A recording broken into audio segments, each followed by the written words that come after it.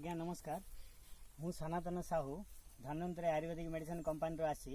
आपण बिल रे आरपीएस 76 पकई थिले हां आपनकर नाडा कोन कोंतु गार नाडा कोंतु अपाराव आर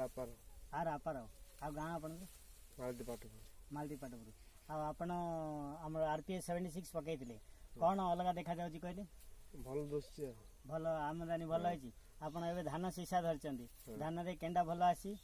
और आदाय भी भल आसी आपण नाडा दिके जोर आदर कोन आर अपाराव हां आ जमीर कंडीशन ता कोन देखा जाउची कोन भल दोस्ती मतलब हमर जमीर माटी माटी माटी भी भल दोस्ती माटी भल अछि पिल्लो बाहर छी बेसी भल पिलो बाहर छी हैं आ आपण को लागु जमी हल्का अछि हां मतलब आरपीएस 76 ता पकेले जमीटा हल्का हो हल्का होची चासी माने मध्ये पकांदु एली कहि चासी माने पई कोन कहि भल आसी भल आदे आसी कहि भल आदाय आसी पकांदु एली कहि ने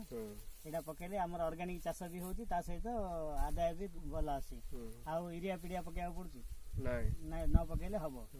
फर्स्ट तरटी ए कम पके जदी आर थर पकेया दरकार पड़ियोनी हां आ यूरिया पीडिया पकेले कोन प्रॉब्लम होची सेटा कोन ए जे पीडिया पकेला हम जानि पाउन पके दो ना कोन जमीटा हाडे जमीटा हाडे होची हमर प्रॉब्लम होची आगु जाईकी आ देह मध्ये असुस्थ होची सेति चासियानु कहि एटा पकांदु निश्चित भल हो हमर एटारे सीसा भी भल आसी धान सीसा भल आसी धान भी भल आसी।